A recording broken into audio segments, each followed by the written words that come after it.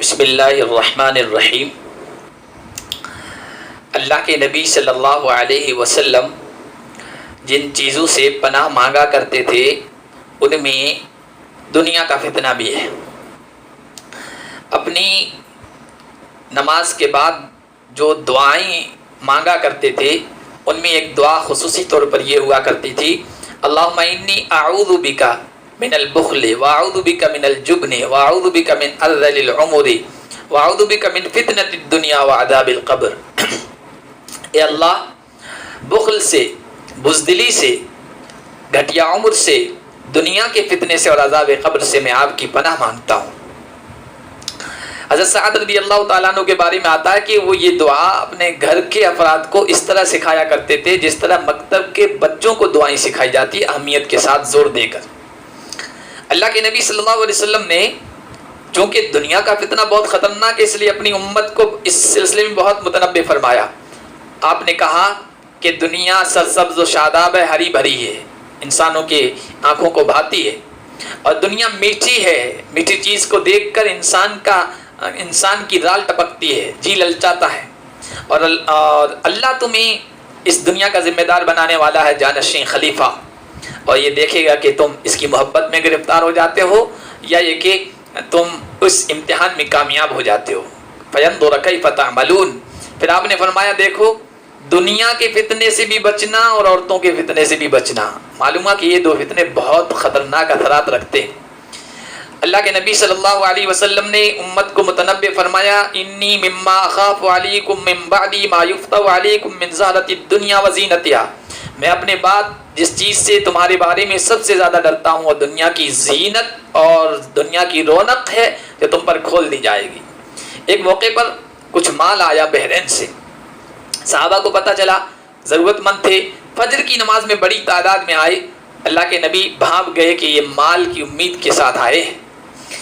اللہ کے نبی مسکرائے، جمع کیا، پھر ایک اہم بات ارشاد فرمائی کہ میرے صحابہ، ابھی تو سختی ہے، یعنی تنگی ہے، فقر ہے، تم مال کی امید لے کے آئے ہو، لیکن آئندہ مجھے فقر و فاقہ کا اندیشہ نہیں ہے تمہارے سلسلے میں، وَلَكِنْ أَخْشَىٰ أَن تُبْسَطَ عَلَيْكُمُ الدُّنْيَا كَمَا بُسِطَتْ عَلَىٰ مَنْ كَانَ قَبْلَكُمْ۔ لیکن مجھے ڈر ہے اس بات کا کہ آئندہ دنیا کے خزانے دہانے کھول دیے جائیں گے تم پر، اور فَتَنَافَسُوا كَمَا تَنَافَسُوا، پھر دنیا میں تم ریس کرنے لگ جاؤ گے جیسے کہ پچھلی قومیں ریس کرنے لگی، اور پھر اس ریس کا نتیجہ یہ ہوگا کہ فَتُهْلِكَكُمْ كَمَا أَهْلَكَتْهُمْ، جس طرح ان کو دنیا کی محبت نے ختم کر دیا، تم کو بھی ہلاکت میں ڈال دے گی۔ اللہ کے نبی صلی اللہ علیہ وسلم نے فرمایا کہ دیکھو، دنیا اور آخرت دو مقابل کی چیزیں ہیں۔ جو دنیا سے محبت کرے گا ضر بآخرتہ، آخرت کا نقصان کرے گا، ومن احب آخرتہ، جو آخرت سے محبت کرے گا وہ دنیا کا نقصان کرے گا۔ فآثروا ما يبقى على ما يفنى، جب یہ ہو جائے تو جو باقی رہنے والی چیز ہے یعنی آخرت، اس کو ترجیح دو اس پر جو فنا ہونے والی ہے، یعنی دنیا پر۔ ابن رجب حنبلی رحمۃ اللہ علیہ نے اس میں ابن وہب ابن منبہ کا قول نقل کیا کہ دنیا اور آخرت یہ آدمی کی دو بیویوں کی طرح ہے، ایک کو خوش کرنے کی کوشش کرتا ہے، دوسری ناراض ہوتی ہے، دوسری کو خوش کرے تو پہلی ناراض ہو جائے۔ اللہ کے نبی صلی اللہ علیہ وسلم نے امت کو متنبہ فرمایا تھا کہ دنیا کی محبت میں جب تم گرفتار ہو جاؤ گے تو پھر دنیا کی اقوام کی نگاہوں میں ذلیل ہو جاؤ گے، بے وزن ہو جاؤ گے۔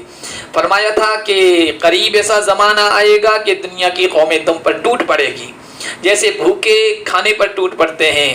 صحابہ نے پوچھا وَمِن قِلَّةٍ نَحْنُ يَوْمَئِذٍ یا رسول اللہ، کیا ہم تعداد میں کم ہوں گے اس وجہ سے یہ ہوگا؟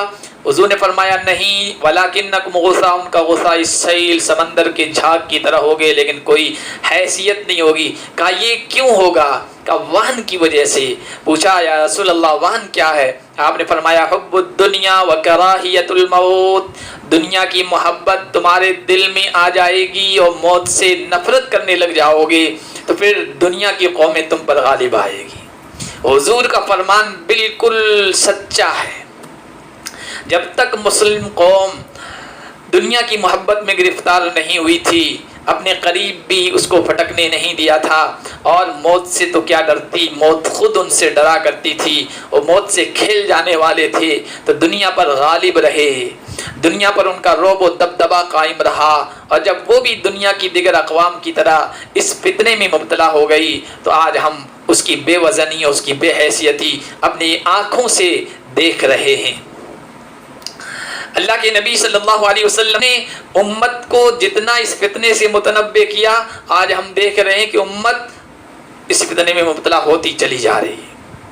دنیا کا فتنہ، دنیا کی محبت کا فتنہ یہ انسان کے دل میں رچ بس گیا ہے، سرایت کر گیا ہے۔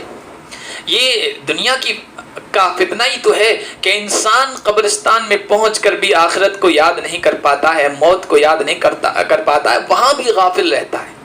یہ دنیا کی محبت میں گرفتار ہونے کی نشانی تو ہے کہ اگر ایک انسان سے کہا جائے میں تمہیں ایسا عمل بتاتا ہوں جس پر عمل کرو گے تو مرنے کے فوراً بعد رب سے ملاقات ہو جائے گی، رب کا دیدار ہو جائے گا، جنت کی وسعتوں کے تم مالک ہو جاؤ گے، تو ہم اپنا جائزہ لیں کہ ہمارے اندر وہ کام کرنے کا کتنا جذبہ اور کتنا شوق ہوتا ہے۔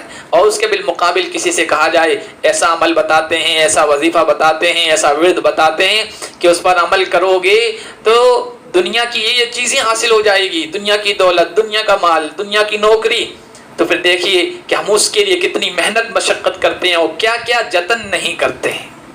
یہ اس بات کی علامت ہے کہ ہم دنیا کی محبت میں گرفتار ہو گئے۔ یہ دنیا کی محبت میں گرفتار ہونے کی ہی تو دلیل ہے کہ آج معمولی دنیا کی چیزوں پر ہم اپنے سگے بھائیوں سے لڑ جاتے ہیں، ان کے 2 بالشت حصے پر ہم قتل و غارت گری پر اتر آتے ہیں۔ دنیا کے تھوڑے سے روپے پیسوں کی وجہ سے ہم اپنوں سے لڑ پڑتے ہیں اور پھر عدالتوں کے چکر ہوتے ہیں۔ اتنا پیسہ وکیلوں اور عدالتوں پر لگ جاتا ہے جتنے پیسے کی وجہ سے ہم ادھر لڑ رہے تھے، اپنے بھائی کو دینے کے لیے تیار نہیں ہوتے۔ حضرت عبداللہ بن مسعود رضی اللہ تعالی عنہ فرمایا کرتے تھے اپنے ساتھیوں سے کہ تم صحابہ سے زیادہ عبادت کرنے والے، نماز پڑھنے والے، روزہ رکھنے والے، حج جہاد کرنے والے، لیکن وہ تم سے بہتر تھے۔ تو ساتھیوں نے پوچھا کہ ایسا کیوں؟ کہا کہ وہ آخرت کا شوق زیادہ رکھنے والے تھے اور دنیا سے بے رغبتی برتنے والے تھے، تم ان چیزوں کے باوجود دنیا سے زیادہ شوق رکھتے ہو اور آخرت کا شوق تمہیں اتنا نہیں ہے۔ دنیا کے فتنے سے کیسے بچا جائے؟ اس کی پہلی شکل تو یہ ہے کہ ہم وہ احادیث پڑھیں۔ اللہ کے نبی نے کثرت سے ایسی باتیں ارشاد فرمائی ہے جن کو پڑھ کر، جن کو سن کر، جن کا مطالعہ کر کے انسان کا دل نرم ہوتا ہے، دنیا سے بے رغبتی پیدا ہوتی ہے اور آخرت کا شوق دل کے اندر جذبہ پیدا ہوتا ہے۔ اور ہمارے محدثین نے اس پر بڑی بڑی کتابیں لکھی ہیں، تقریباً اسی موضوع پر 16 بڑی کتابیں ہیں، اور دیگر محدثین نے اپنی کتابوں میں کتاب الرقائق کا عنوان لگا کر اس کے ذیل میں یہ حدیث نقل کی ہے۔ دوسرا طریقہ یہ ہے کہ ہم صحبت اچھی بنائیں، دوست اچھے رکھیں، ایسے دوستوں سے تعلق رکھیں جن کے ہاں دنیا کا زیادہ تذکرہ نہ ہو۔ آج مصیبت یہ ہے کہ جہاں بیٹھتے ہیں دنیا ہی دنیا کا تذکرہ، مالداروں کا تذکرہ، اہل ثروت کا تذکرہ، نیٹ پر جو لوگ سب سے زیادہ سرچ کرتے ہیں جو چیز، وہ یہ ہے کہ فلاں مالدار کی زندگی کیسی ہے، اس کا محل کیسا ہے، اس کا مکان کیسا ہے، دبئی کے شہزادوں کے ٹھاٹ باٹ کیسے ہیں، اور فلاں عرب ممالک کا شہزادہ اس کی کار کیسی ہے، ہیرے جڑی ہوئی، سونے کے پانی چڑھے ہوئے، فلاں۔ جب ایسی چیزوں سے زیادہ لگاؤ ہوگا پھر دنیا کی محبت ہی میں ہم گرفتار ہوں گے۔